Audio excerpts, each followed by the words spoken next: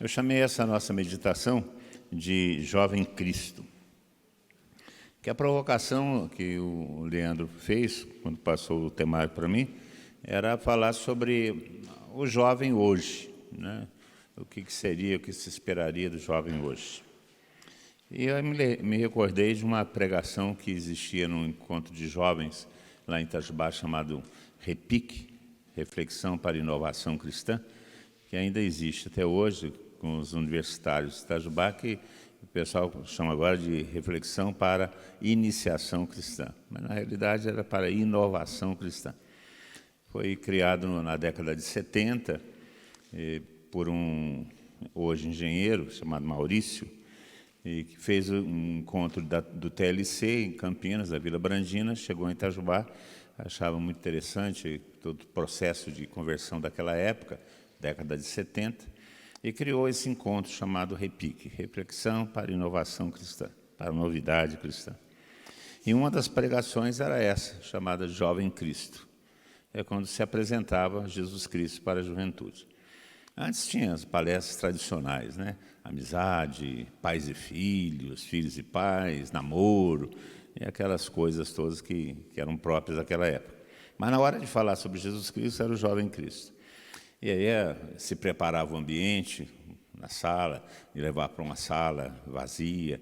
E, normalmente no final da tarde já estava escurecendo, as luzes da apagada, né? Um crucifixo com uma vela, né? uma flor, e aquele negócio todo assim, bem, né? Ou vai na marra ou vai no choro, né? Tem que chorar, o negócio tem que chorar. Aí o pregador, que normalmente era o Amaury Fernandes, professor de música, hoje, né, aposentado já, maestro, o Amaury entrava tocando violão e cantava na surdina para todo mundo, né? Eu tenho tanto para lhe dizer, mas com palavras. Vocês conhecem essa música, né? Eu tenho tanto para lhe falar, mas com palavras. É do Roberto Carlos esse negócio. Né? Aquele negócio terrível. Aí o pessoal chorava e tal. Aí a equipe entrava e entregava uma rosa vermelha para cada um dos jovens. Aí normalmente, quando os pais iam, entravam os pais também. É aquela choradeira danada, né? Dessa turma toda perseverava uns 2 ou 3, o resto caía na gandaia de novo. Mas eu fiz esse encontro, um desses encontros eu fiz em Pedralva. O encontro que eu fiz foi em Pedralva, o REPIC em Pedralva. E quem que trabalhou na cozinha desse encontro em Pedralva, que eu fiz, foi a Tânia, minha esposa. Eu conheci ela nessa oportunidade.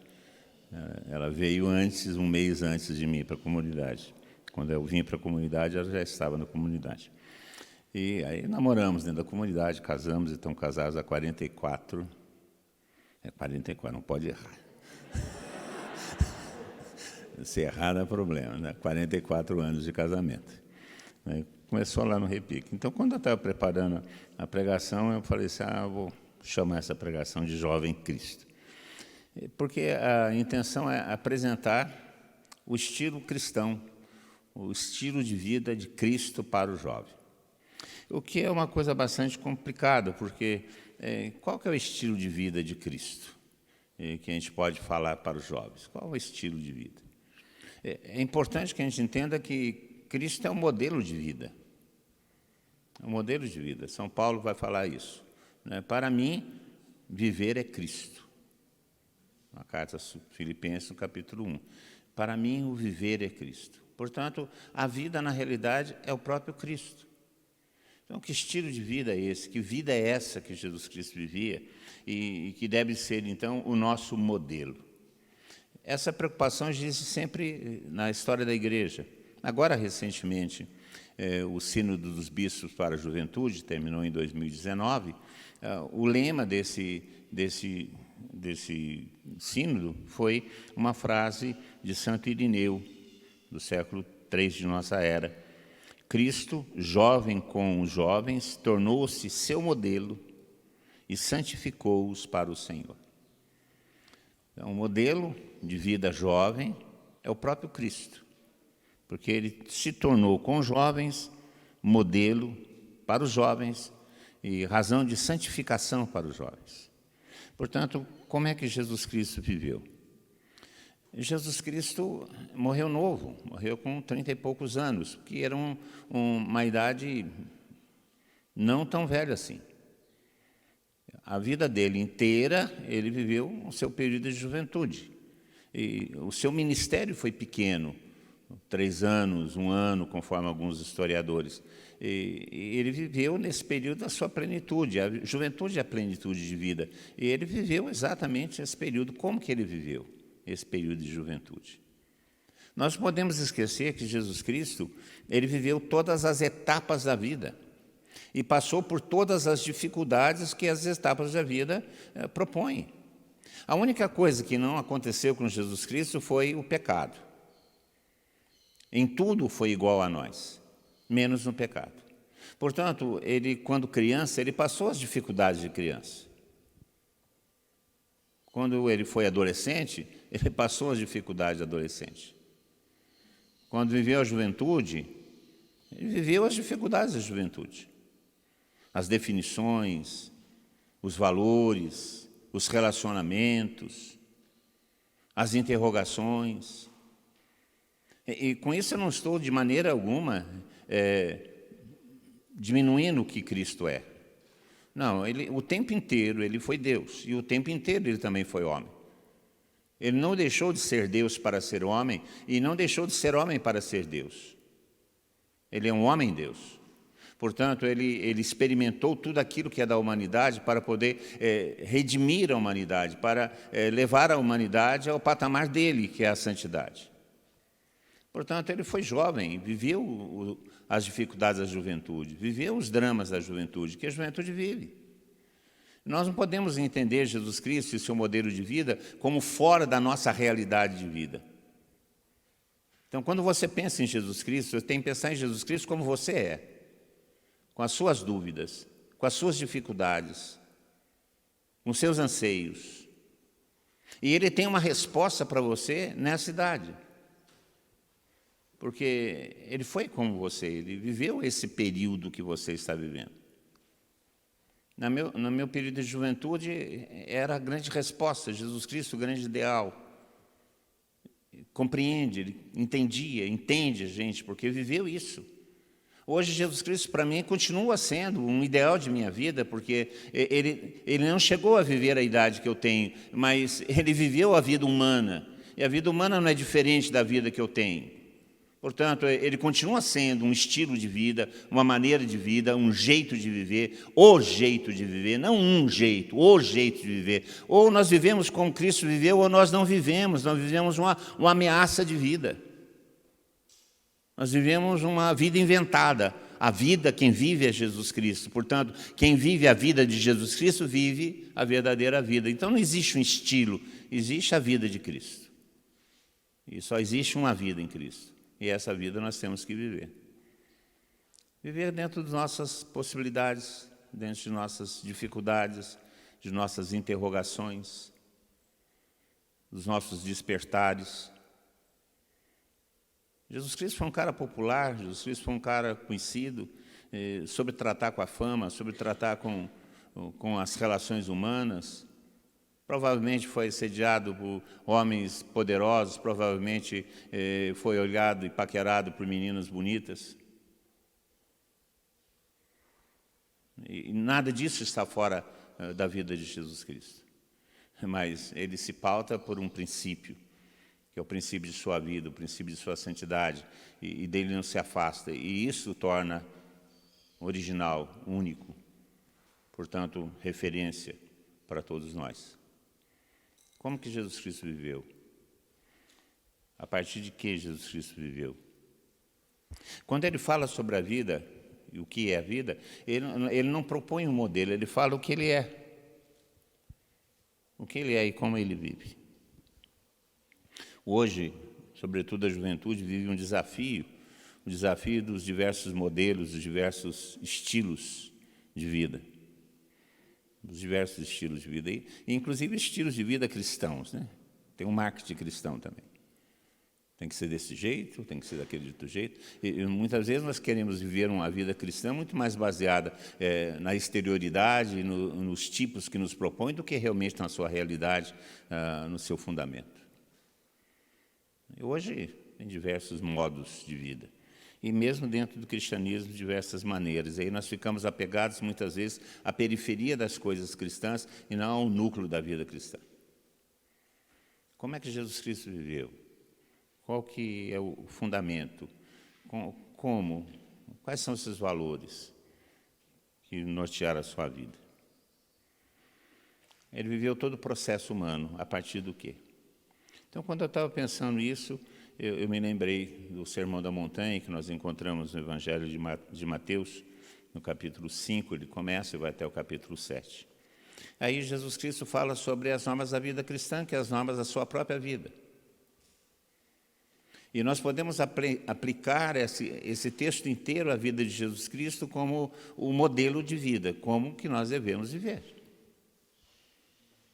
E isso não é para nós um discurso, na realidade é uma revelação do que e de como Cristo viveu. E que deve ser o nosso próprio estilo de vida. Eu me recordo que quando eu era jovem, antes de começar meu caminho cristão, eu gostava muito desse texto do Sermão da Montanha, das Bem-aventuranças, porque é um barato. A gente fumava umzinho e ficava lá, os pobres, os mansos, o meu. Né? Mas isso não é uma curtição. Isso é a revelação do que é a vida. Qual que é o modelo de vida de Jesus Cristo? Qual é o estilo de vida de Jesus Cristo? Então, quando ele fala sobre a vida que nós buscamos, aquilo que nós queremos, que é a nossa própria realização, ele vai dizer, bem-aventurados os pobres de espírito, porque deles é o reino dos céus. Bem-aventurados os que choram, porque serão consolados. Bem-aventurados os mansos, porque herdarão a terra. Bem-aventurados que têm fome e sede de justiça, pois eles serão saciados. Bem-aventurados os misericordiosos, porque eles alcançarão misericórdia. Bem-aventurados os puros do coração, pois eles verão a Deus.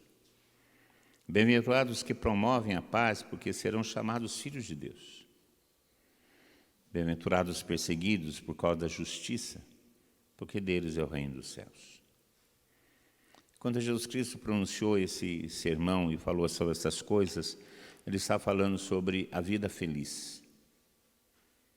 E Jesus Cristo é um homem feliz. Jesus Cristo foi um jovem feliz. Jesus Cristo foi um adolescente feliz. Jesus Cristo foi um homem adulto feliz. Por que ele era feliz? Porque ele tinha consciência do sentido de sua vida. Ele sabia quais são os seus valores. Sua vida não era uma vida desperdiçada.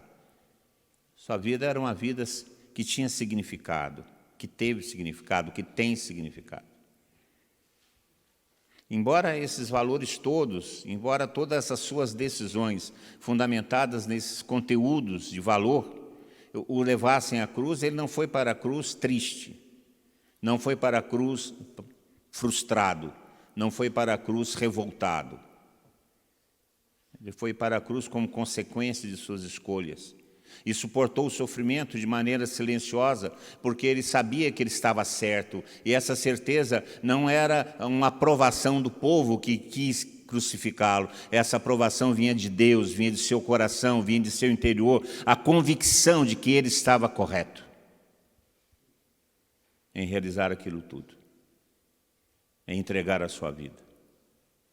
Entregar a sua vida para que as pessoas pudessem viver a pobreza, entregar a sua vida para que as pessoas pudessem viver a mansidão, entregar a sua vida para que as pessoas pudessem ser misericordiosas, entregar a sua vida para que as pessoas pudessem buscar a paz.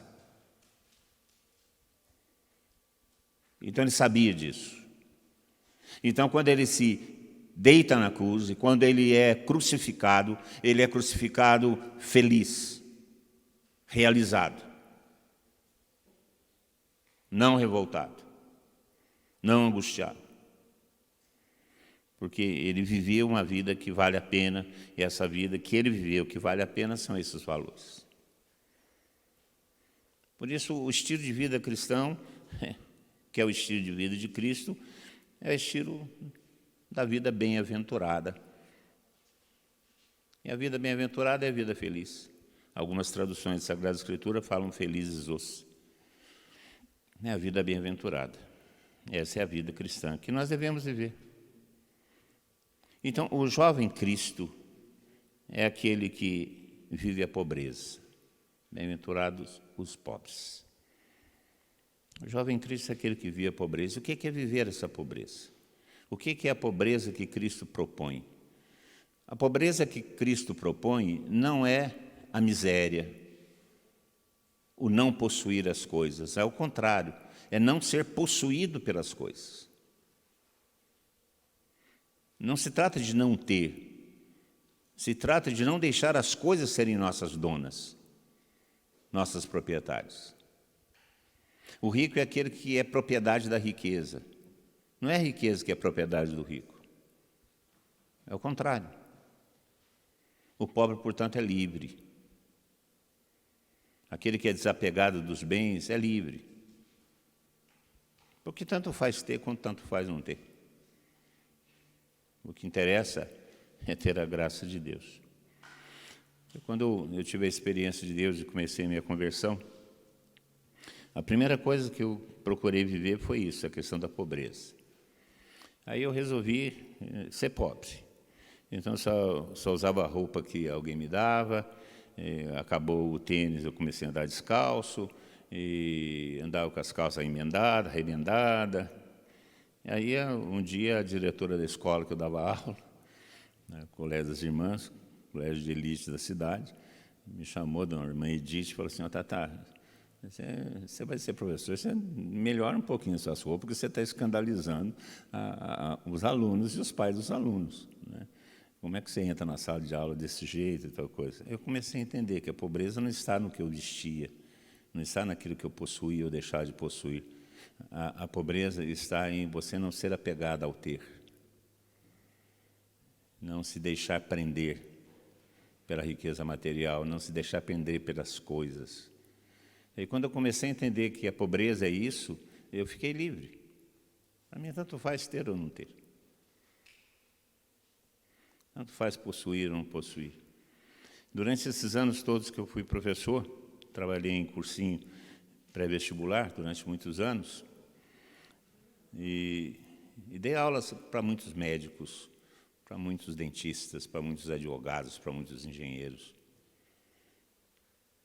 E dessa vida toda, mais de 30 anos, 40 anos de professor, só uma vez me falou, eu perguntei, para que você vai ser na vida? Ele falou assim, eu vou ser médico.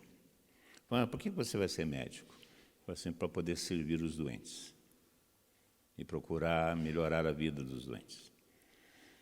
Mas eu não tive só um aluno que virou médico, eu tenho muitos alunos que viraram médicos. E a maior parte deles, quando eu perguntava o que você vai ser, ele respondia, eu vou ser médico. Por que você vai ser médico? Para ganhar dinheiro. Pobre. Prisioneiro. Escravo. Você vai ser o que você quer ser? Para quê?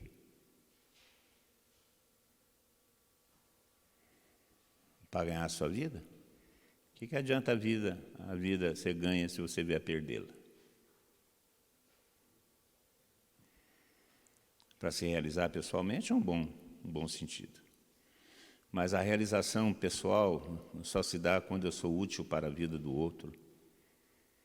Se eu não sou significativo na vida do outro, eu não sou nada. Significativo para mim mesmo.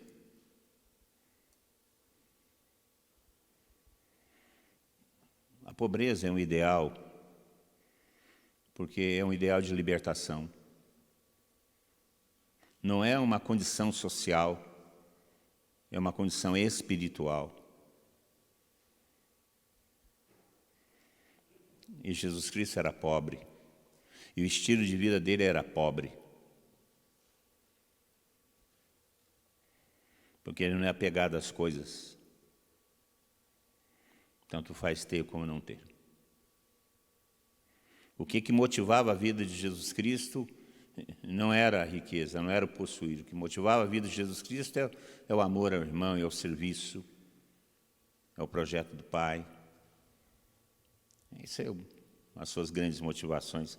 Então, ele é pobre. Então, o estilo de vida cristão é pobre. O cristão é pobre. E eu fico aborrecido hoje em dia quando eu vejo o discurso de pobreza, que é um discurso de pobreza social. Fazer do pobre rico e acha que isso é salvação. Não é. O pobre tem que ser livre da riqueza. Da riqueza que é a propriedade, que é o apego ao ter. Nós devemos pedir que os ricos se tornem pobres, não é abrir mão de sua riqueza, mas colocar a sua riqueza a serviço.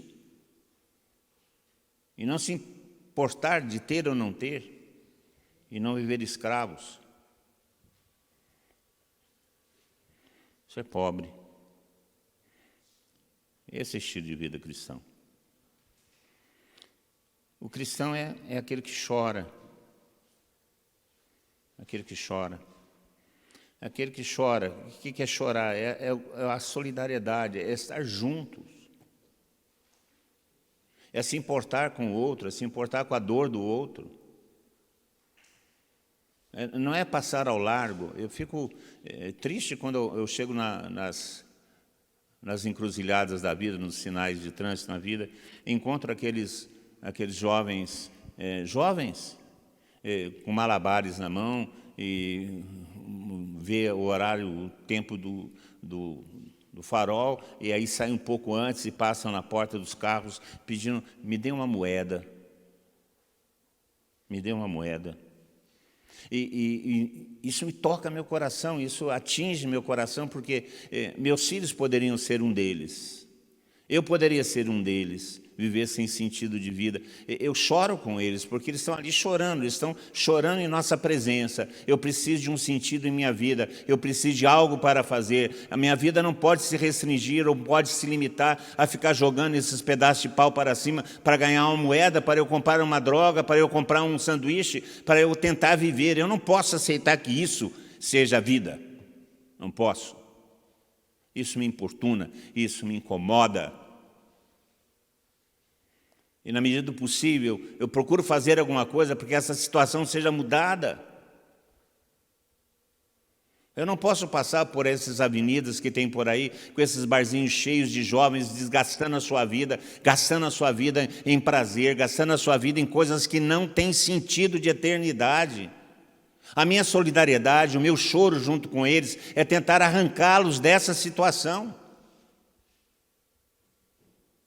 E se eu pudesse entrar e juntá-los pelo pescoço, não posso. Isso me incomoda. E se não incomoda o seu coração, se não incomoda essa situação de pobreza, de miséria no pecado, de sem sentido de vida, se isso não incomoda o seu coração, meu irmão, minha irmã, você não é cristão.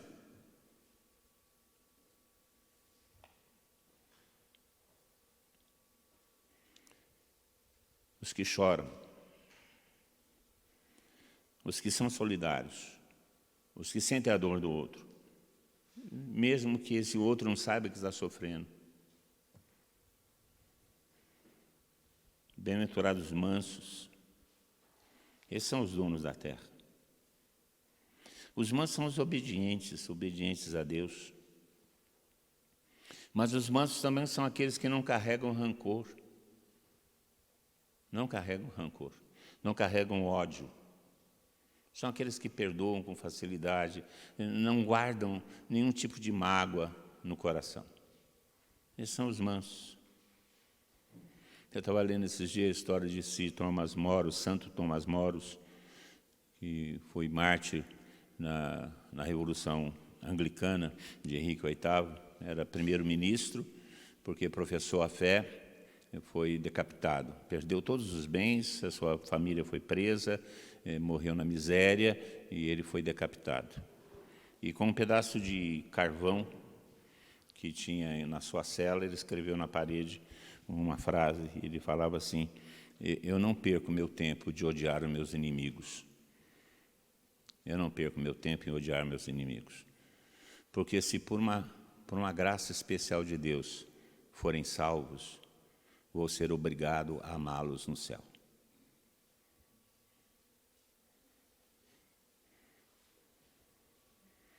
Então eu não perco tempo de odiar meus inimigos aqui.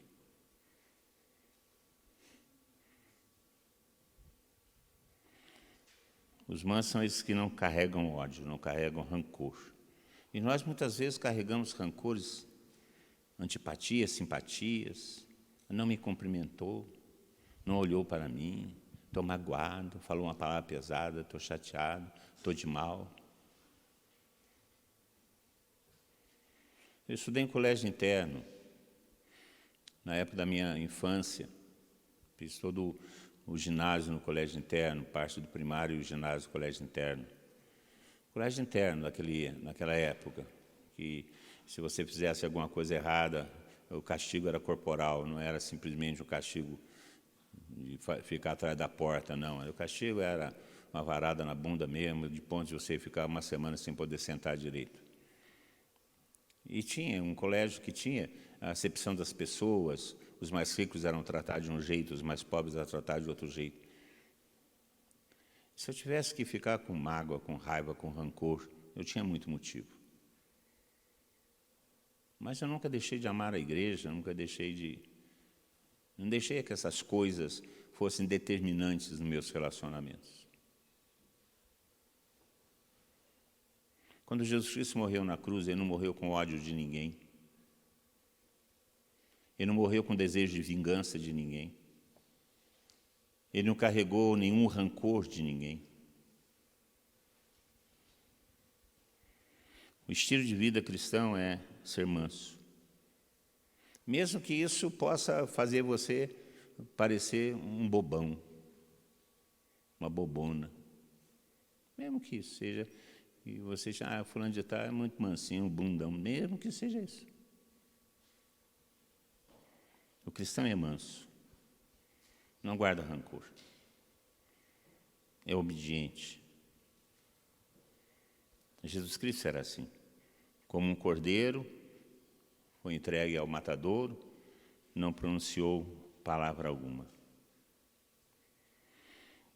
Bem-aventurados que têm fome e sede de justiça. A justiça aqui não é a justiça social, a justiça aqui é a santidade.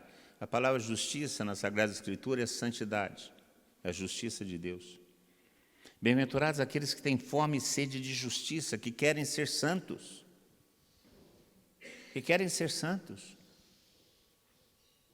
Uma santidade que Deus fabrica em nós, uma santidade que Deus realiza em nós. Não é essa santidade somente de comportamentos, mas uma santidade de princípios de vida.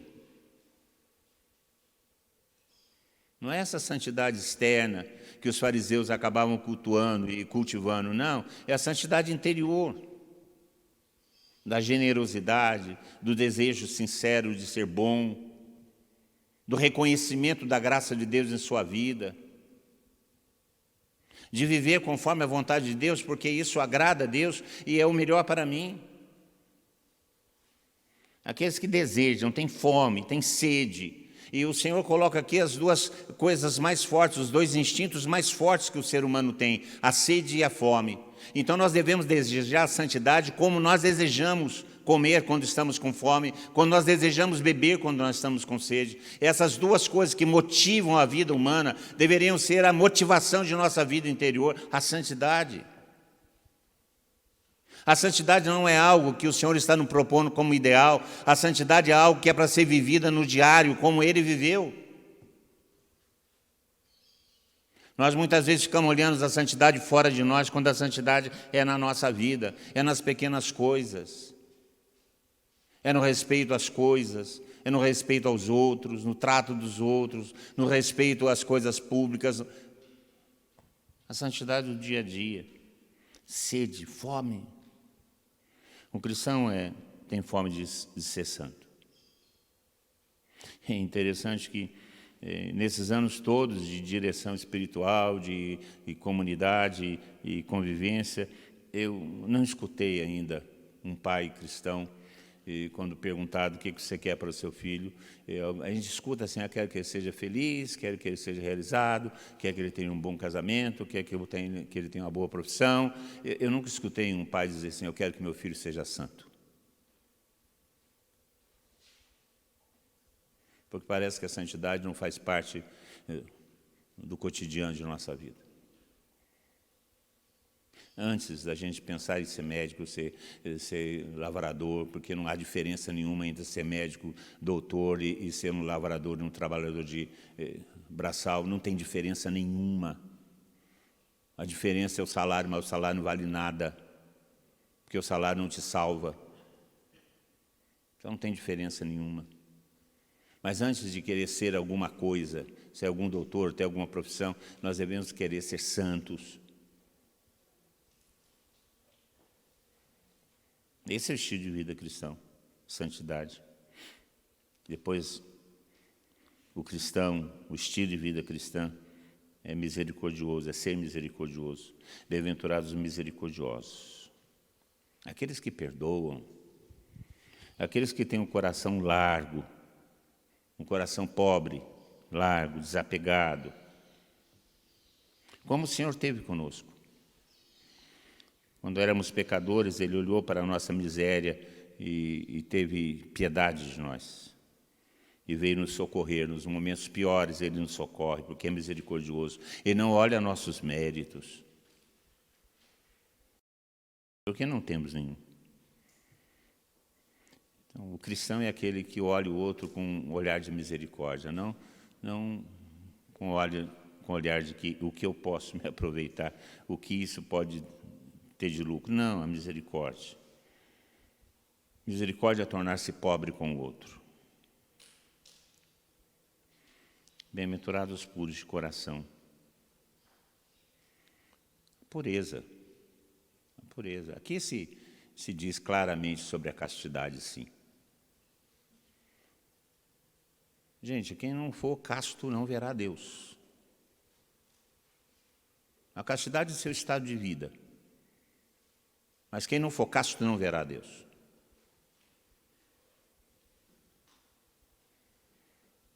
E isso é o suficiente para nós buscarmos a castidade. Eu não preciso buscar nenhuma razão psicológica, afetiva. Não, basta isso. Você quer ver Deus, seja casto.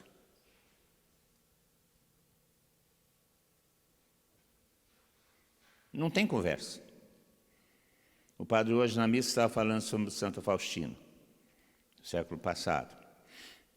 E no seu diário, ela narra algumas visões que ela teve, que o Senhor produziu, deu a ela. E uma das visões foi a flagelação de Jesus Cristo. Jesus Cristo amarrado naquele poste, que hoje está em Roma. O imperador Constantino levou o pátio onde Jesus Cristo foi flagelado. Constantino, como imperador de Roma, pegou todas aquelas pedras que estavam lá, ainda manchadas de sangue de Jesus Cristo e de outros que foram flagelados lá, mais o pilar onde Jesus Cristo ficou amarrado, onde ficavam amarrados os que sofriam esse tormento, e levou para Roma. Hoje em dia está em Roma. Então Jesus Cristo estava amarrado no pilar, porque era assim, o pilar é baixo, que nenhum que nós tínhamos por aqui, baixo, e ele fica amarrado com as mãos assim, e as costas, então, ficam fáceis de serem chicoteadas. Aí os soldados se revezavam para bater nele. E aí a Madre Faustina via os soldados batendo em Jesus Cristo e lanhando as suas costas, e de repente esses soldados mudaram-se em cristãos, bispos, papas, padres. E ela perguntou: por que você está me mostrando isso? Ele falou isso porque as dores maiores que sofro são daqueles que me traem, que são cristãos e me traem. E as dores maiores são contra a pureza.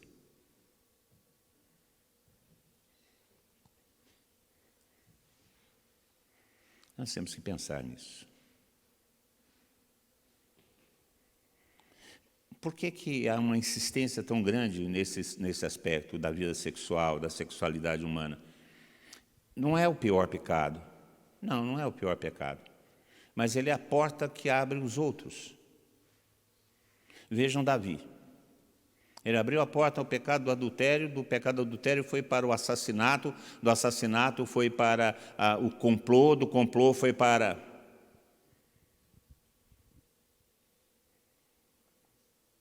É assim. É assim. É a porta de entrada de toda a devassidão. E o Senhor vai falar, não, bem-aventurados puros, aqueles que guardam a castidade, aqueles que se guardam, aqueles que sabem viver com o seu próprio corpo, aqueles que sabem viver com os seus próprios instintos, que não são devassos. Bem-aventurados puros. Esse é o estilo de Jesus Cristo. E falar que Jesus Cristo não teve suas tentações na carne é falar que Jesus Cristo não foi encarnado. Maria Madalena devia ser uma mulher muito bonita. Bem-aventurados puros. Você quer ser cristão, seja puro. Esse é o estilo cristão. Eu não preciso fazer outra argumentação. Puros no coração. Porque é no coração que começa todo adultério, no coração que começa toda impureza.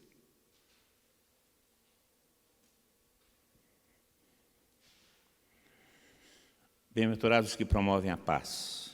O cristão é aquele que busca a paz, o pacífico.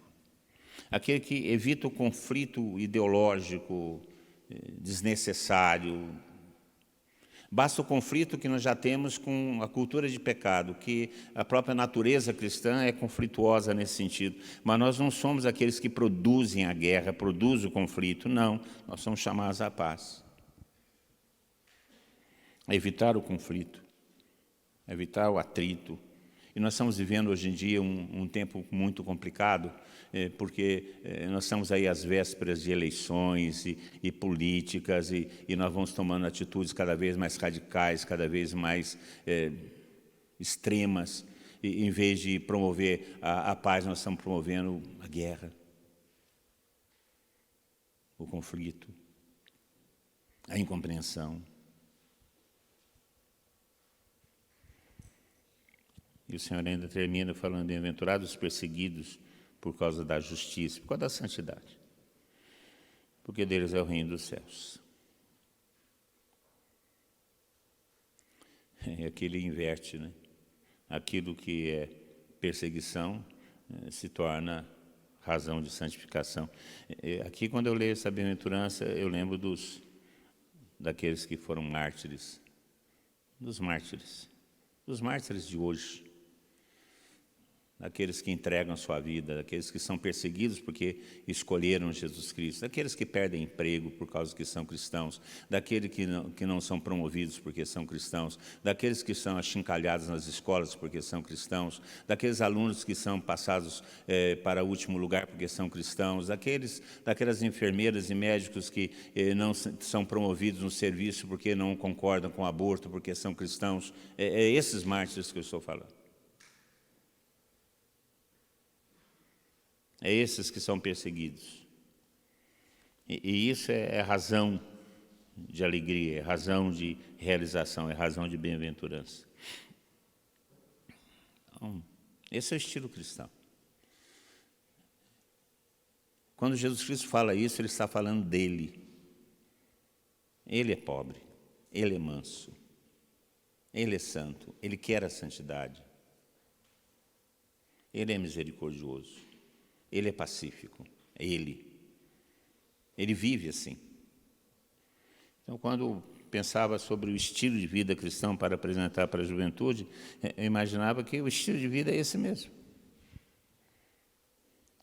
Então, o jovem cristão é um jovem bem-aventurado, que vive as bem-aventuranças, ou busca viver as bem-aventuranças, que é o programa cristão. E aí passa pela nossa mente todos aqueles que viveram na história da igreja, viveram esses valores. E que acompanharam esse estilo de vida de Jesus Cristo. E mais ainda, o Senhor ainda complementa o seu discurso falando: bem-aventurados sois vós quando vos injuriarem e perseguirem, e mentindo, disserem todo o mal contra vós por causa de mim. Ou como a gente gostaria, como eu gostaria que isso acontecesse na minha vida. É interessante, eu viajo muito na diocese, aí numa reunião aí do clero foram falar que eu tinha uma amante em Cambuí, que me viram sair de uma casa em Cambuí, assim, assado, era a casa do Fanucci. Me viram sair da casa do Fanucci às 2h da manhã. Então, falaram que eu estava lá numa casa de uma senhora qualquer. Eu falei assim: puxa, eu virei amante do Fanucci. É engraçado. Ser injuriado por causa de Cristo, para mim, é uma alegria. Quisera que isso fosse mais comum. Alegrai-vos, exultai, porque grande é a vossa recompensa no céu. É isso que nos interessa. É isso que nos interessa. Não nos interessam as coisas aqui passarão. Vai ser um dia que vai passar. Ou pela pandemia, ou outra que virá depois, ou outra desgraça que vai acontecer mais cedo ou mais tarde, porque o ser humano não toma juízo. Continua desmatando, continua poluindo os rios, continua usando agrotóxico, continua usando metais pesados nas coisas, continua poluindo a atmosfera, continua. Então, mais cedo ou mais tarde virá um outro problema. Mas nada disso é importante. O importante é ter a vida eterna. Ter a vida eterna. E nós teremos essa vida eterna feliz se nós vivermos o estilo de Cristo. E vejam que isso só é possível pelo Espírito de Cristo. Quem realiza todas essas coisas, quem motiva todas essas coisas, quem nos dá a possibilidade de viver todos esses valores é o Espírito Santo. É o Espírito Santo que conduziu Jesus Cristo, é o Espírito Santo que atuou em Jesus Cristo, então é o Espírito Santo que promove essa vida bem-aventurada. E isso é possível para nós porque o Espírito Santo nos foi dado. Meus irmãos, nós somos indesculpáveis. Nós somos indesculpáveis. O dia que nós estivermos diante do Senhor e o Senhor falar assim: por que você não foi pobre? Nós não vamos poder falar assim, porque eu não tinha em mim nenhuma força para fazer isso. E o Senhor vai responder: não, você tinha o Espírito Santo. Quando o Senhor nos perguntar por que você não foi misericordioso, você não vai poder responder: é porque eu não tinha em mim força para isso. Ele vai responder: você tinha o Espírito Santo. Quando o Senhor perguntar para você: por que você não foi puro? Você não pode responder porque a tentação foi maior. Ele vai te responder: não, você tinha o Espírito Santo.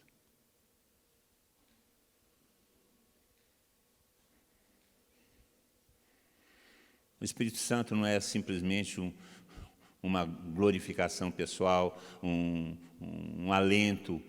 Não, o Espírito Santo é a raiz, a semente dessa vida bem-aventurada. E todos nós temos, portanto, nós somos indesculpáveis. Nós não somos porque nós não respondemos de maneira correta aos apelos do Espírito Santo. Jovem, está aí o programa de vida. Está aí. Programa permanente que vale para todos nós. A vida no Espírito, a vida bem-aventurada. Para mim é uma alegria poder partilhar isso com vocês, porque sou um dos mais velhos aqui da sala, se não o mais velho. E persigo isso desde minha juventude. Procuro viver isso desde minha juventude. Paguei o preço disso, e pago o preço disso muitas vezes. Minha saúde, minhas coisas, mas eu posso dizer com sinceridade de coração, e hoje à noite eu estava rezando, perguntando se era isso mesmo que eu tinha que dizer. Mas eu posso falar de todo o coração, isso não é uma exaltação pessoal, isso não é um jogar confete em mim mesmo, não, mas eu posso falar com toda certeza.